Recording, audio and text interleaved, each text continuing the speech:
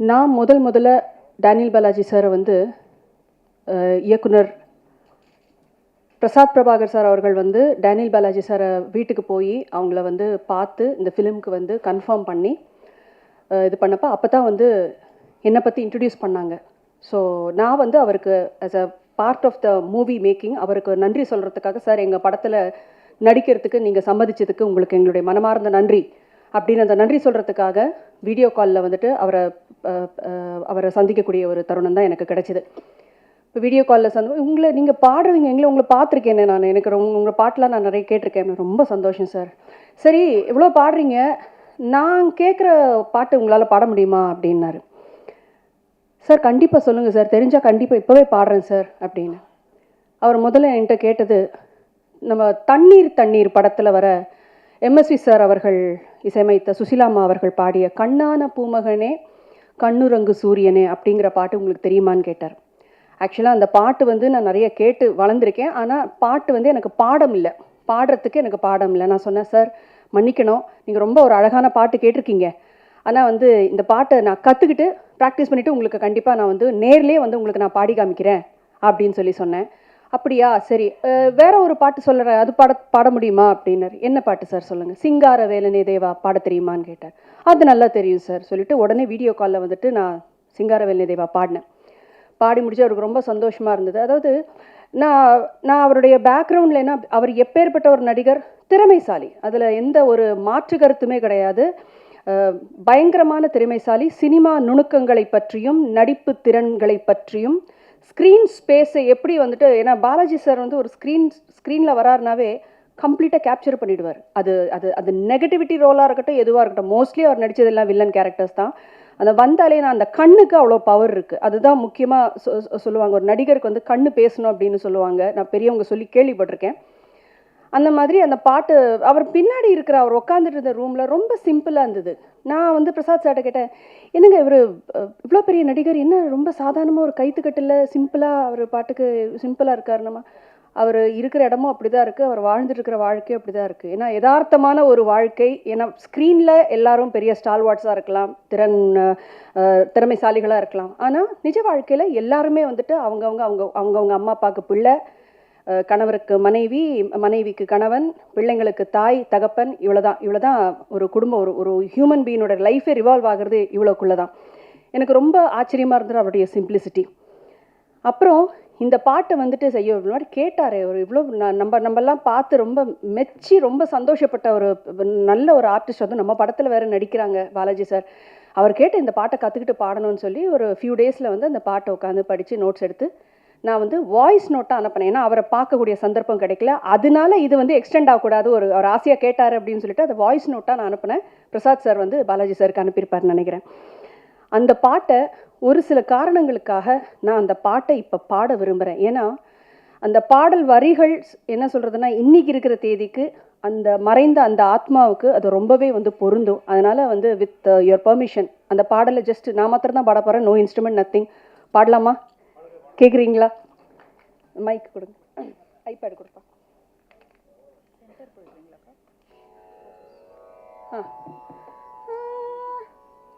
சென்டராடா? இல்லைடா, பிரச்சனை இல்லைடா.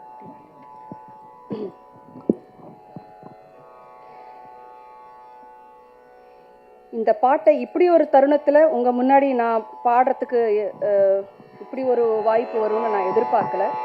இது சந்தோஷப்படுறதா இல்லை வருத்தப்படுறதான்னு எனக்கு தெரியல. இல்லைடா, இது நான் பாடுறதுக்குடா.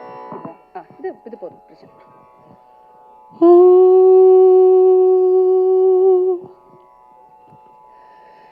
கண்ணான பூமகனே கண்ணுரங்கு சூரியனே, கண்ணான பூமகனே கண்ணுரங்கு சூரியனே, ஆத்தா அழுத கண்ணீராக பெருகி வந்து தொட்டில் நனைக்கும் வரை, உன் தூக்கம் கலைக்கும் வரை, கண்ணான பூமகனே கண்ணுரங்கு சூரியனே, கண்ணுரங்கு சூரியனே, கண்ணுரங்கு சூரியனே.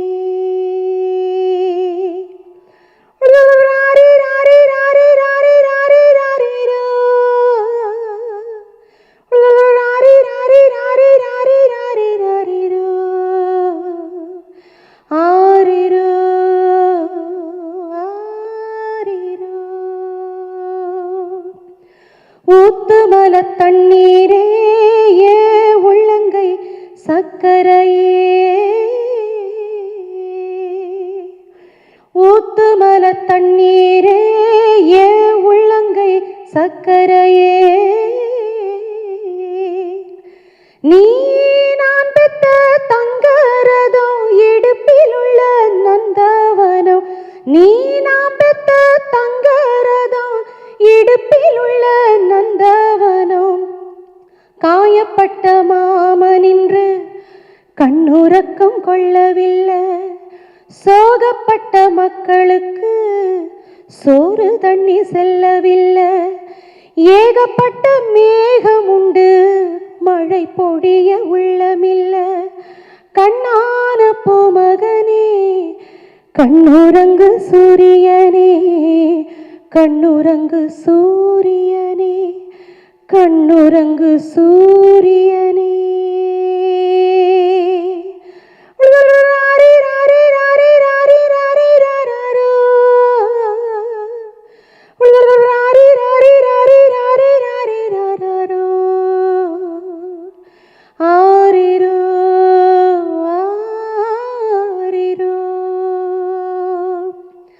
கால் முளைச்ச மல்லிகையே நான் கண்டெடுத்த ரோசாவே,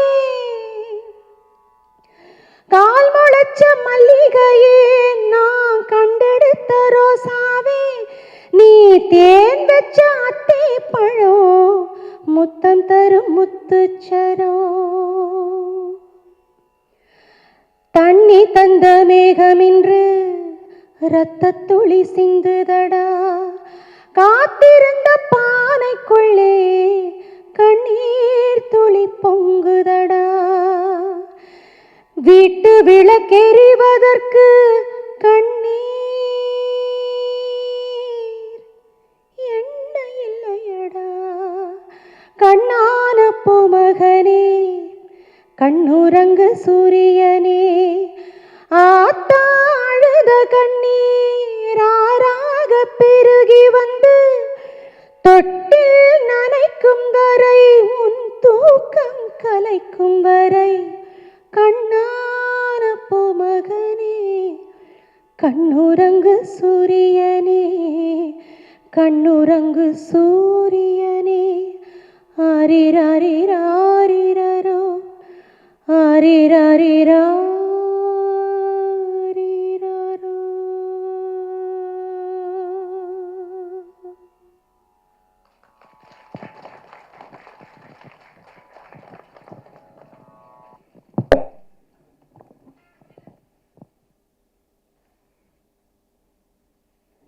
வாழ்க்கையில் வந்து ஒரு சிங்கருக்கு வந்து பாடகர்களுக்கு வந்து இன்னும் நான் வந்து இந்த தமிழ் மண்ணில் பிறந்த ஒரு பொண்ணு. எனக்கு எம்எஸ்வி சாருடைய பாடல்களோ இளையராஜா சார் அவர்களுடைய பாடல்களோ ஜி ராமநாதன் அவர்கள்லேருந்து இன்றைக்கி AR Rahman sir Anirudh sir எல்லாருமே வந்து இதெல்லாம் வந்து it is a part of culture. நம்ம இந்த மண்ணுடைய மனம்னு சொல்லுவாங்கல்ல, அது மாதிரி வளர்ந்த ஒரு பொண்ணு தான் நான். எனக்கு பல பாடல்கள் எனக்கு மெமரிஸ். சில பாடல்கள் முக்கியமாக வந்து எஸ்பிபி சார் மறைவுக்கு அப்புறம் எனக்கு வந்து பல பாடல்கள் கேட்குறதுக்கே ஒரு மாதிரி பயமாக இருந்தது. எந்த பாடல்லாம் வந்து தூங்கும் போதும் நடக்கும் போதும் உட்காரும் போதும் வண்டி ஓட்டும் போதும் பிள்ளைகளோட விளையாடும் போதும் குடும்பத்தில் இருக்கும் போது கேட்டு கேட்டு நான் வளர்ந்த பாடல்கள். ஒரு சில பேருடைய மறைவுக்கு அப்புறம் வந்து அந்த பாடல்களை கேட்க முடியாமல் போயிடும். ஏன்னா சிங்கர்ஸ் பொறுத்த வரைக்கும் இதெல்லாம் நாஸ்டாலஜிக் மூமெண்ட்ஸ். அதில் அழகான மெமரிஸ் இருக்குது, ரொம்ப துக்கமான மெமரிஸ் இருக்குது. இந்த ஒரு மெமரியை, இந்த பாடலை நான் எப்படி அழகான ஒரு பாடல்ன்ற சேர்க்கிறதா இல்லை துக்கமான மெமரியில் சேர்க்கிறதான்னு எனக்கு தெரியல. எனிவேஸ், எனக்கு வந்து இவருடைய மறைவு, any artist for that, any ஒரு நல்ல ஒரு கலைஞன், மக்களுடைய மனதில் இடம்பெற்ற கலைஞர்கள், அவங்க வில்லனாக நடிக்கிறாங்க ஹீரோவாக நடிக்கிறாங்கங்கிறது முக்கியம் இல்லை. நடிப்பு துறையில் எப்படி அவங்களுடைய நடிப்பை நடிச்சிருக்காங்க, அவங்களுடைய தொழிலை எப்படி நல்லா பண்ணியிருக்காங்க. அது பாடகராக இருக்கட்டும், நடிகராக இருக்கட்டும், இயக்குனராக இருக்கட்டும், பாடல் ஆசிரியராக இருக்கட்டும், யாராக இருக்கட்டும், அந்த மாதிரி மக்கள் மனசில் இடம்பெற்று இருக்கக்கூடிய ஒரு நடிகர் தான் டேனியல் பாலாஜி சார். எனக்கு ஆக்சுவலாக அவர்கிட்ட வந்துட்டு அந்த வீடியோ காலில் நான் பேசினப்போ கூட அவர் ரொம்ப ஜாஸ்தி சிரிக்கல, அவர் ரொம்ப கம்மி தான் எனக்கு சிரிச்சது. இன்ஃபேக்ட் அவருடைய ஃபோட்டோ வந்துட்டு கேட்டது கூட அவர் சிரித்து இவ்வளோ அருமையாக முழுசாக நல்லா சிரித்த ஒரு ஃபோட்டோ, அந்த ஃபோட்டோ தான் எங்களுக்கு வேணும்னு சொல்லி அவங்க குடும்பத்தினர்கிட்டேருந்து கேட்டு நாங்கள் வாங்கினோம். ரொம்ப ஒரு காமான ஒரு பர்சன். ஷோபனா ஆல்ரெடி சொன்ன மாதிரி. ஆனால் பார்த்தா டெரராக இருக்கும். ஷூட்டிங் ஸ்பாட்டில் கூட வந்து எனக்கு அவர்கிட்ட பேசலாமா வேண்டாமா, சார் காஃபி சாப்பிட்றீங்களா, சார் டீ எதாவது சாப்பிட்றீங்களா, சாப்பாடு எப்படி இருந்தது, ஏதாவது குறைகள் இருக்கா, ஏதாவது தேவையா, எல்லாம் கேட்குறதுனா கூட எனக்கு ஒரு பயம். ஆனாலும் பேசுவேன், தைரியமாக போய் பேசுவேன். வேண்டாம் மேடம், தேங்க்யூ, இப்படி தான் சொல்லுவார். இது இந்த ஷெல்லுக்கு உள்ளே வந்துட்டு வேற ஒரு பாலாஜி சார் ஒருத்தர் இருக்கார். இங்கே ஷெல்லுக்கு வெளியில் இருக்கிறது டேனியல் பாலாஜி அவர்கள், அந்த ஷெல்லுக்குள்ளே இருக்கிறது பாலாஜி சார் அவர்கள். ரொம்ப ஒரு கான்ட்ராஸ்டிங் பர்சனாலிட்டின்னு தான் நான் சொல்லுவேன். படத்தில் ஒரு ஒரு நடிகரை பார்க்குறதுக்கும் நிஜ வாழ்க்கையில் அவங்களோட யதார்த்த வாழ்க்கையில் அவங்கள பார்க்குறதுக்கும் நிறைய வித்தியாசங்கள். அவர் இவ்வளோ தூரம் ஆன்மீகத்தில் சிறந்து இருப்பாருன்னு சொல்லிட்டு ஒரு ஒரு தேடுதல் இருக்கும் அவருக்குன்னு நாங்கள் எதிர்பார்க்கவே இல்லை. அது மாத்திரம் இல்லாமல் இந்த படம் ஷூட்டிங் நடந்துகிட்டு இருக்கும்போது அதிகமாக வந்து ஈஸ்வர் கிருஷ்ணாவோடையும் சாருகேஷ் அவர்களுடையும் அவர் அதிகமாக பேசியிருக்காரு. அது மாத்திரம் இல்லாமல் அவர் கூட ரன்னிங் கேரக்டராக வந்துட்டு இருந்த பாபு அவர்களோடும் முத்து அவர்களோடும் அதிகமாக அவர் வந்துட்டு பேசியிருக்கிறாரு. அப்போவே வந்து ஈஸ்வர் கிருஷ்ணா கிட்டக்க அவர் சொல்லியிருக்கிறாரு, இதுதான் என்னுடைய கடைசி படமாக இருக்கும், இதுக்கப்புறம் நான் பரிபூர்ணமாக ஆன்மீக வழியில் தான் போகிறதா இருக்கேன். இதில் என்னென்னா, மனுஷன் எவ்வளோ சம்பாதிச்ச காசும் வந்து ஒரு ஒரு ஒரு அருமையான ஒரு கோயிலை வந்துட்டு கட்டுறதுக்காக யூஸ் பண்ணியிருக்காரு. அவர் வந்து பயங்கரமான ட்ரெஸ் போட்டுலாம் நாங்கள் வந்து பெருசாக ஆடம்பரமாக ட்ரெஸ் பண்ணி நான் பார்த்தது கிடையாது. அட்லீஸ்ட் இந்த இந்த இந்த ஆர்பிஎம்மோட ஜேர்னியில் அட்லீஸ்ட் நான் சொல்லணும்னா, சாதாரணமாக ஒரு வேஷ்டி வீட்டில் இருக்கும்போது சாதாரண ஒரு வேஷ்டி கட்டிட்டு தான், ஒரு பனியன் போட்டுட்டு தான் அவர் இருந்திருக்காரு.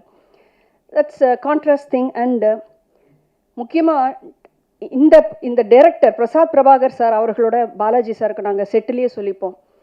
பிரசாத் சாரெல்லாம் நாங்கள் கிண்டல் பண்ண ஆரம்பிச்சிட்டோம். பிரசாத் சார் வந்து எதாவது சீன் பற்றி எக்ஸ்பிளைன் பண்ணுறதுக்கு கொள்றதுக்கு எதாவது வந்தானக்கா, ஷபா வந்துட்டிங்களா சொல்லுங்கள், இப்படி தான். ஸோ அந்த ஷபாங்கிறது நாங்கள் சொல்லி சொல்லி சொல்லி எங்களுக்கு இதெல்லாம் பயங்கரமான ஒரு ஹாண்டிங்கான மெமரிஸ் ஆகிடுச்சு. எனக்கு ஹியூமராக இருந்த ஒரு விஷயங்கள்லாம் வந்து ரொம்ப ஹாண்டிங் ஆக ஆரம்பிச்சிடுச்சு.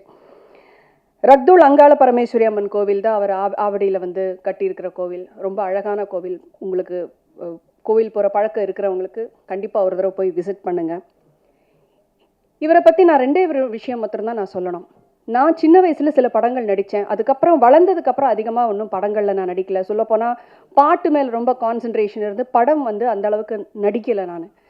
இந்த படம் நடிக்கும் போது எனக்கு பொறுத்த வரைக்கும் நான் ஏதோ ஒரு சில படங்கள் நடித்தேங்கிற எந்த ஒரு அனுபவம், ஒரு கான்ஃபிடென்ஸ் எதுவுமே எனக்கு கிடையாது.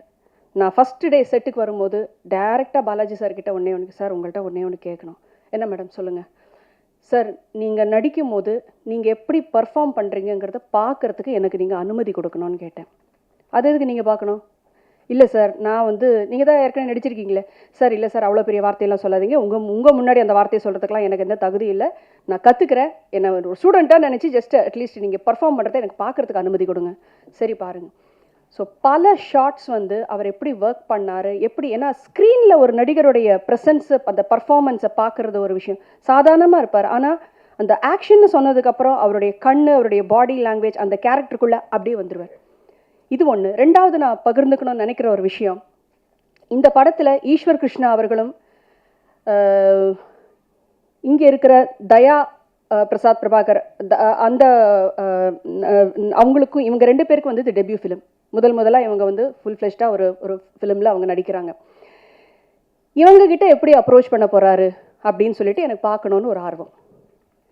தயா பிரசாத் அவர்களோட வந்து காம்பினேஷன் சீன்ஸ் நிறையா பாலாஜி சாருக்கு இருந்தது. அண்ட் ஈஸ்வரும் இதே மாதிரி தான் வந்து நடிக்கும் போது, ஃபஸ்ட் டே வந்து ஈஸ்வர் நடிக்கும் போதே வந்து டென்ஷன், பயங்கர ஒரு ஒரு படபடப்பு.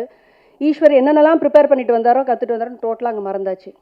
அப்போ இவர் ஒரே வார்த்தை சொன்னார், தம்பி நடிக்கும் போது பயப்படக்கூடாது. இன்னொன்று, நீங்கள் நடிக்கும் போது நான் டேனியல் பாலாஜி கிடையாது, நான் ஒரு சாதாரண இந்த கேரக்டருக்கு உள்ள ஒரு மனுஷன். அந்த கேரக்டரை மாத்திரம் நீ பார்த்தா போதும், உன்னுடைய வேலையை நீ கான்ஃபிடென்ட்டாக தைரியமாக நீ பண்ணு அப்படின்னு ஒரு டெபியூ நியூ கம்மருக்கு அவர் கொடுத்த உற்சாகம் அது எனக்கும் ஒரு படிப்பினையாக இருந்தது. தயா பிரசாத்துக்கு வந்துட்டு அவங்க நடிக்கும் போது பல ஷார்ட்ஸில் வந்து இது இப்படி தான் இருக்கணும், ஃப்ரேம் இப்படி தான் பார்க்கணும், கண் இப்படி இருக்கணும் அப்படின்னு சொல்லி நிறைய வந்து அவர் வந்துட்டு சொல்லி கொடுத்தாரு. இதெல்லாம் வந்து இதெல்லாம் பல பெரிய நடிகர்கள் வந்துட்டு ரொம்ப கற்று தேர்ந்தவர்கள் நிறைய பேர் பண்ணுறாங்க. ஆனால் இது சில பேர் வந்துட்டு நான் இதுக்கு இது தலைனா அவங்க எப்படின்னா அவங்க ஃபிலிம் அவங்க நடிக்கிறாங்க எப்படின்னா போட்டோன்னு சில பேர் இருக்காங்க. ஆனால் அந்த ஒரு பர்ஃபார்மன்ஸ் கொடுத்து இப்போ ஈஸ்வர் கிருஷ்ணாக்கும் சரி தயாக்கும் சரி அவங்க இந்த படத்தில் நல்லா பர்ஃபார்ம் பண்ணியிருக்காங்கன்னு ஒரு பேர் வரணும். அதில் 50% வந்து டேனியல் பாலாஜி சாருக்கு போகும் தான் சொல்லுவேன். 50% டைரக்டர் சார் அவருக்கு போகும். ஸோ இந்த விஷயங்கள் ஷேர் அதுவும் இல்லாமல் இந்த படம் வந்துட்டு it's a suspense thriller. Daniel Balaji சாருக்கு வந்து உங்களுக்கு எவ்வளோ தூரம் தெரியும் தெரியல, லேஸில் ஒரு ஸ்கிரிப்டை அவர் ஒத்துக்க மாட்டார். லேஸில் ஒரு ஸ்கிரிப்டை கன்வின்ஸே பண்ண முடியாது. அதுவும் இல்லாமல் இந்த க்ரைம் சஸ்பென்ஸ் த்ரில்லர் மாதிரி இருக்கிற மூவிஸை 1008 லாஜிக் இருக்கணும். ஒவ்வொரு சீனுக்கும் அந்த கதை மூவ் ஆகிற விதங்கள் எல்லாத்துக்குமே அந்த லாஜிக் இருக்கணும். அதில் பிரசாத் பிரபாகர் சார் வந்து ரொம்ப அழகாக கதையை விவரித்து அவருடைய கதாபாத்திரத்தினுடைய தன்மை என்ன ஏதுன்னு ஃபிலிமை பற்றி ரொம்ப கரெக்டான கன்ஸ்ட்ரக்ஷன் அந்த ஒரு ஃப்ரேம் ஒர்க்கு கரெக்டாக கொடுத்து அதுக்கப்புறம்தான் பல மீட்டிங்குங்களுக்கு அப்புறம்தான் வந்து பாலாஜி சார் வந்து இந்த படத்தை வந்துட்டு நடிக்கிறதுக்கு ஒத்துக்கிட்டாரு. அந்த மாதிரி ஒரு பரிபூர்ண உழைப்பு ஆர்பிஎம் டீம் எல்லாருமே இதில் ஒர்க் பண்ணியிருக்கிற ஆர்டிஸ்ட்டும் சரி இதில் ஒர்க் பண்ணியிருக்கிற டெக்னீஷியன்ஸும் சரி ஒரு பரிபூர்ண உழைப்பு மூலமாக வந்துட்டு இருக்கிற ஒரு ப்ரொடக்ஷன் தான் ஆர்பிஎம். இந்த திரைப்படத்துக்கு உங்கள் எல்லாருடைய பேராதரவும் ஆசீர்வாதமும் நல்ல குட் விஷஸும் எங்களுக்கு என்றைக்குமே இருக்கணும். இன்னும் மேலும் மேலும் உழைக்கிறதுக்கு எங்கள் டீம் நாங்கள் தயாராக இருக்கோம். மேலும் மேலும் நல்ல ஆப்பர்ச்சுனிட்டிஸ் இந்த படத்தில் நடித்தவங்க ஒர்க் பண்ணவங்க எல்லாருக்குமே இன்னும் வாழ்க்கை இன்னும் நல்லபடியாக உயரணும் அப்படின்னு சொல்லிட்டு நான் மனசார வேண்டிக்கிறேன். அது மாத்திரம் இல்லாமல் இன்றைக்கி நாள் வந்து அவர் இறந்த நாளாக இருக்கலாம், ஆனால் இன்றைக்கி ரொம்ப விசேஷம். இன்றைக்கி சூரிய கிரகணம் இப்போ நடந்துக்கிட்டு இருக்குது. அது மாத்திரம் இல்லாமல் நிறைய கிரகங்களோட சேர்க்கை ரொம்ப நல்ல விஷயம். இந்த உலகத்துக்கே வந்து நிறைய நன்மை நடக்கக்கூடிய ஒரு தினமாக எல்லாரும் சொல்கிறாங்க. அந்த ஆசீர்வாதம் எல்லாருக்கும் நம்ம எல்லாருக்குமே கிட்டட்டும் அப்படின்னு சொல்லி வேண்டி எனக்கு இந்த வாய்ப்பை அளித்த ஆர்பிஎம் டீம் அவர்களுக்கு நன்றி தெரிவித்து விடைபெறுகிறேன். நன்றி, வணக்கம்.